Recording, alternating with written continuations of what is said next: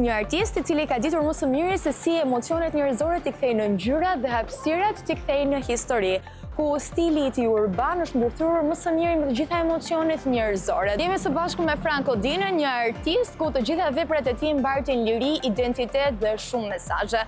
Përshëndetje Franco. Përshëndetje, mirë se jeni. Dhe kënaqësi që jemi sot së bashku. Kënaqësia është e ime. Gjithmonë. Ne jemi pozicionuar pikërisht në një vend ku kemi në sfond një nga punimet tuaja. Po. Do na flasësh pak më shumë për këtë punim, si quhet, ku e ke gjetur frymëzimin dhe çdo gjë tjetër me detaje, po e nisim kështu intervistën.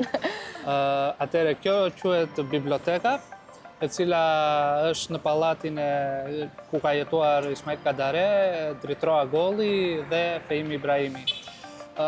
E dizenjuar nga arkitekti Max Velo dhe desha të bëja diçka në lidhje me këta. Kështu që bërëm një bibliotekë gjigande, e cila ka librat dhe titujt e tyre dhe librat janë me titujt e tyre që kanë bërë, Ismail Kadareja dhe Dritroa Golli, është partitura e Fehimi Ibrahimit, është dhe portreti Max Velos. Zakonisht, ku e gjeni frymëzimin për të bërë të gjitha këto vepra? Cila është muza juaj? Muza ime është, janë njerëzit e thjesht, janë nga ata të cilët unë dëgjoj çdo problematik, çdo hall që ata kanë, ose çdo lumturi që ata kanë, është thjesht terreni. Është terreni ai që më frymëzon dhe I marr spuntot për të bërë punët e mia. Sa vështirë është që ti jesh një artist në Shqipëri? Sepse shpesh herë hasim te artistët, te sportistët, ose në fusha të caktuara që thonë që në Shqipëri është e vështirë. Në Shqipëri është, le të themi, dhe e pamundur. Po shiko, arti gjithmonë është I vështirë, nuk ka rrugë të lehta në art. Por që të thua që arti është I vështirë në Shqipëri, edhe e pranoj, edhe se pranoj. Dikur e pranoja I thosha është I vështirë, po sot kam ndryshuar mendim sepse rrugët janë të hapura. Që do të thotë, ti mund të bësh artin tënd në Shqipëri, po mund ta shesësh atë në Kinë, ose mund ta shesësh në Amerikë. Kështu që sot rrugët janë të hapura për ta zhvilluar artin tënd. Ti vërtet mund të jetosh fizikisht në Shqipëri, po artin tënd e përcjell ose e shet në vend tjetër të botës. Kështu që nuk jam shumë dakord me këtë që arti është I vështirë në Shqipëri. Sigurisht që është I vështirë se është një vend I tretë, do me thënë që nuk ka akoma të zhvilluar pjesën e artit, por ama vazhdoj të them që arti është I lirë. Nuk është thjesht që duhet ta gjejmë veten në Shqipëri. Nëpërmjet artit, po thuaj që mund të shkosh edhe në vendet më të largëta që nuk e ke imagjinuar më parë. Normal, sot artistë të ndryshëm në botë kështu funksionojnë, jetojnë, ku ta di unë, jetojnë në Greqi, por artin e tyre e zhvillojnë në Amerikë. Jetojnë në Amerikë, po artin e tyre e zhvillojnë në Shqipëri. Do me thënë, gjithsesi artisti e gjen veten e tij ose vetë rrugën e tij. Nisur dhe nga eksperienca që ju keni pasur, a është realisht e kushtueshme që të merresh me art në vendin tonë?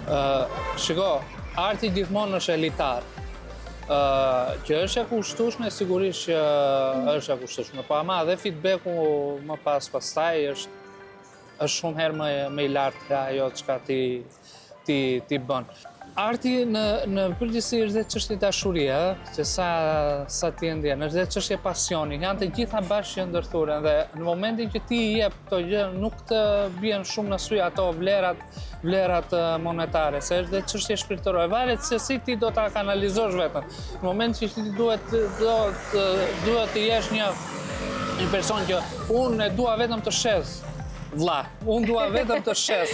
Por nëse momentin që ti do diçka dhe shpirtërore, do dhe diçka kënaqësinë që unë dua të bëj diçka sepse kushtohet ti. Që të mbetet, ashtu e ndjen. Që të mbetet, është di secili e sheh vetë se ku do të kanalizohet te kjo pjesë. Unë nuk mund të them që ato materialet që unë marr janë të shenjta apo janë të lira, sepse dikujt tjetër mund të duken të lira, dikujt tjetër mund të duken të shtrenjta. Nuk I vë dot pikën kësaj gjëje. Çfarë është arti për ty? Arti për mua është gjithçka, është jetë, është frymëzim, do me thënë, është jetë. Pa art unë nuk mund të jetoj dot.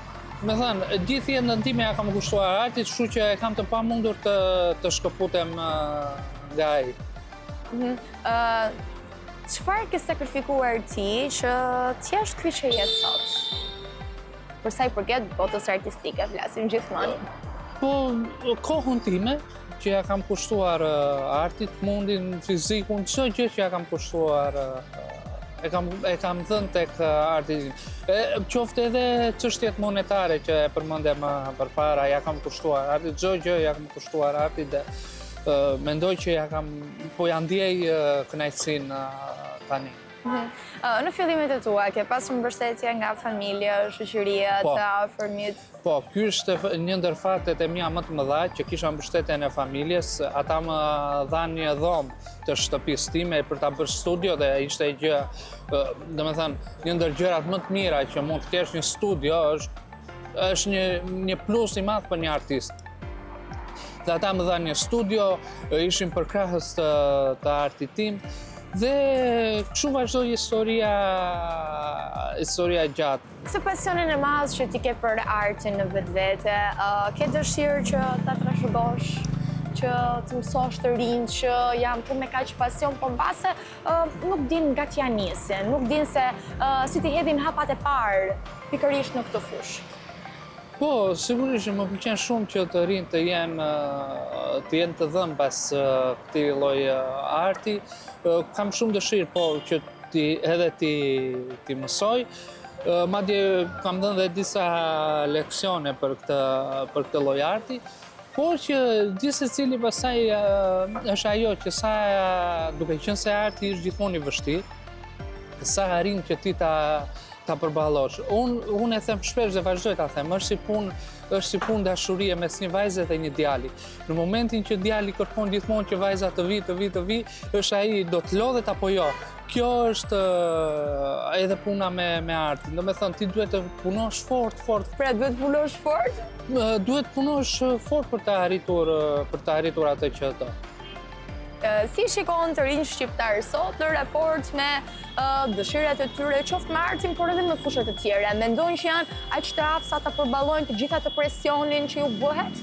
Po, unë mendoj që të rinj sot janë shumë herë më të zhvilluar, shumë herë më afër, shumë kulturave të ndryshme, sepse teknologjia e ka bërë këtë gjë që ata të jenë të informuar dhe të jenë të aftë për të parë shumë aktivitetet të ndryshme. Dhe mendoj që të rinj sot po janë më të zhvilluar, janë më të aftë dhe më të zgjuar. Flasim pak për veprat e tua. Dua të di se cila nga veprat e tua është më e preferuara.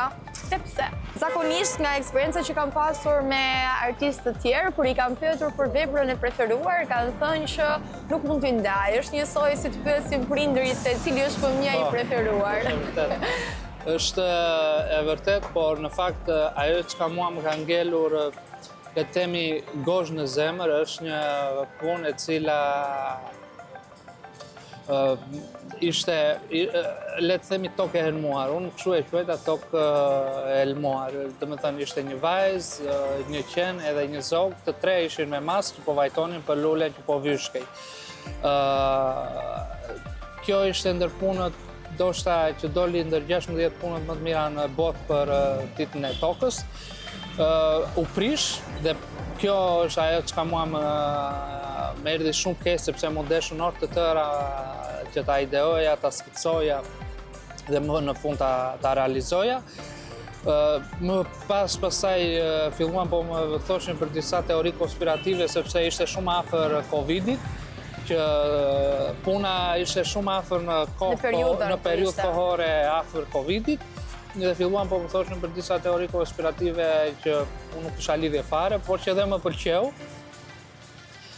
Dhe më në fund kjo punë u prish dhe për këtë më vjen shumë keq. Si u ndjeve ti në momentin që u prish, në fakt unë nuk e besova, sepse shiko çfarë ndodhi, atë filluan po fshinin një qenin. Dhe unë vajta e bëra përsëri qenin. Atë filluan e fshin përsëri qenin dhe unë përsëri nga qenë e bëra dhelpër. Se thash mos është dikush që ka fobi mbase, ka frikë. Bravo, ka frikë ose e ka qenin e vet ashtu dhe nuk do ta shofi. Me thënë çdo lloj mendimi po hidhja në mendjen time. Dhe pastaj e fshiva dhe bëra dhelpër atë, nga qenë e bëra dhelpër. Pastaj e fshira të gjithë dhe një shok më tha, ore Franko tha të fshirë puna dhe nuk e besova. Dhe vajta pash ishte fshirë e gjithë puna, ishte lënë vetëm emri aty Franko. Një lloj ironie mund të them. Dhe më erdhi shumë keq për atë punë që u fshi dhe më ka ngelur vërtet peng. E qartë. Flasim pak për pjesën e telajove, për pjesën e pikturave, muraleve që ju bëni. Sa nga punimet e tuaja mbajnë copëzat tuaja, pjesë nga jeta personale juaja? Pothuajse të gjitha, duke qenë se unë kam bërë një jetë kur kam ardhur në Tiranë, një jetë konviktore, kam punuar kamarier edhe disa punë të ndryshme. Kjo më ka bërë që të jem më afër problematikave shoqërore. Dhe gjitha ato punë që unë kam bërë, kam dhënë pjesë nga jeta ime. A e ke menduar ndonjëherë në fillimet e tua që ti do arrije të ishe këtu ku je sot? Me thënë të drejtën jo, nuk e kam menduar asnjëherë që unë në fakt do dilja në televizion për të folur dhe nuk ka qenë dëshira ime kjo gjë, por që ja që ndodhi, realisht nuk ka qenë dëshira ime kjo gjë, por ja që ndodhi. Sa kohë i har Frankos një murale? Varet nga fasada, nga faqja e murit që do të jetë dhe çfarë mesazhi do të përcjell. Okej, duke qenë se ne jemi këtu në këtë moment dhe kemi muralen për të cilën sapo folëm. Sa kohë të është dashur që ta realizosh? Te kjo punë më është dashur diku tek rreth 2 javë. 2 javë vetëm realizimi këtu në fasad, por më është dashur dhe një javë të tjerë për të bërë konceptin. Pastaj materiale që duheshin marrë, gjitha këto merat. Ka ndonjë moment ku ti demoralizohesh, nuk gjen më motivim, nuk gjen më arsye për të vazhduar? Si ja bën që dalësh nga kjo gjendje e rrëmuar emocionale? Ka pas plot herë që unë kam qenë në këtë gjendje si sapo më the, por jam munduar ta gjej veten tek njerëzit. Tek ata që flasin dhe diskutojnë me njëri tjetrin. Te kjo e kam gjetur gjithmonë frymëzimin dhe nuk më ka lënë që unë të jem në një boshllëk. Aq më tepër që Shqipëria ka shumë gjëra që ti mund të frymëzohesh. Qëndrojmë pak te kjo pjesa emocionale.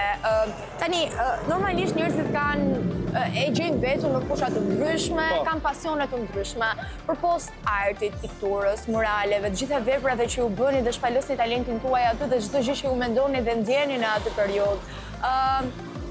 Cilat mund të jenë 2-3 pasione të tjera që ju jeni kaq kreativ sa edhe piktura? Më futen në një diçka sepse kur unë kam qenë i vogël, ka qenë 2 profesione që janë krejt kundërta me njëra tjetrën. Desha të isha veteriner dhe u bëra artist.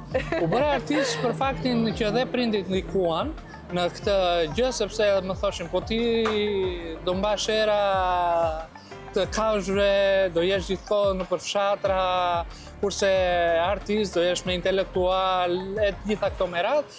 Dhe veterineri ngeli ëndër në sirtar, që e kisha shumë dëshirë dhe vazhdoj ta kem sepse kafshët unë i dua shumë.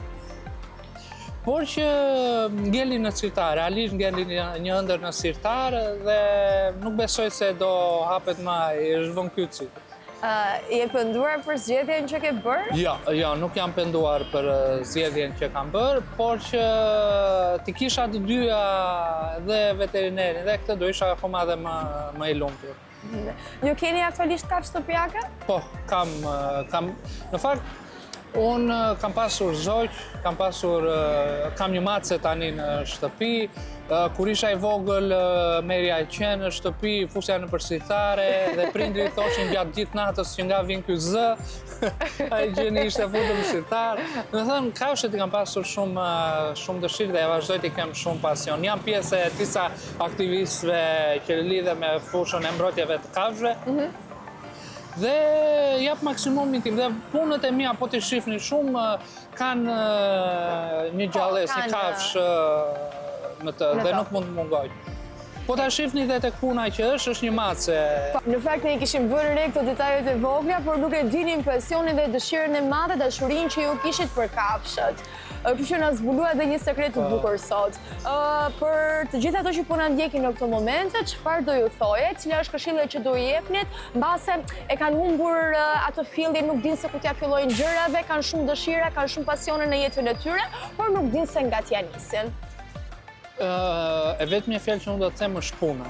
Vetëm punë, sa më shumë punë dhe orë të tëra pa gjumë. Po ti ndërthurësh këto të dyja, do arrish rezultate në çdo fushë të jetës.